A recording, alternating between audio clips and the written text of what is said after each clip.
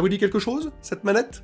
Manette DualSense de la PS5, parce que c'est vrai que la next-gen, on parle beaucoup de temps de chargement réduit, de graphisme amélioré, mais il y a aussi les sensations manette en main. Et là, en l'occurrence, il suffisait de regarder un petit peu les tests, les avis des médias, mais aussi des joueurs au lancement de la PS5 pour se rendre compte qu'ils avaient tapé assez fort Sony avec cette DualSense, puisque sur Astros, par exemple, Playroom, ça a fait forte sensation, sur le dernier Call of Duty aussi. Il faudra voir évidemment comment, pour les futurs titres, la manette sera bien exploitée, avec les capacités haptiques, les gâchettes adaptatives, qui, surtout elles, m'ont véritablement bluffé.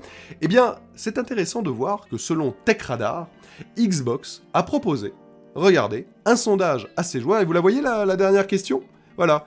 La dernière question c'est, je suis au courant des fonctionnalités des manettes PlayStation, et j'aurais aimé que sur le contrôleur de la Xbox, eh bien, y ait la même chose. Est-ce que vous êtes pas du tout d'accord? Est-ce que vous êtes plutôt d'accord ou pas? Est-ce que vous avez envie et autres? Bref, on l'avait déjà entendu d'ailleurs. Phil Spencer qui avait évoqué, ah ouais, ils ont fait du beau boulot avec cette manette, bon, on verra à terme, etc. Dans l'histoire du jeu vidéo, que ce soit Sony, Nintendo ou Xbox, chacun se regarde et peut parfois emprunter des bonnes idées là où il y en a.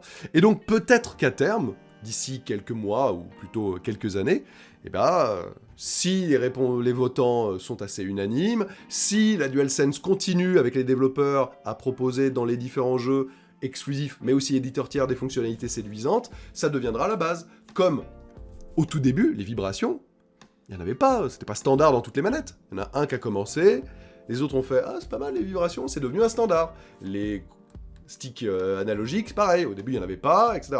Souvent Nintendo d'ailleurs, qui mène cette petite danse de l'innovation intéressante. Et ben là voilà, on verra si Microsoft se mettra à ajouter des gâchettes adaptatives, haptiques, etc. Aussi performantes dans ses futures manettes.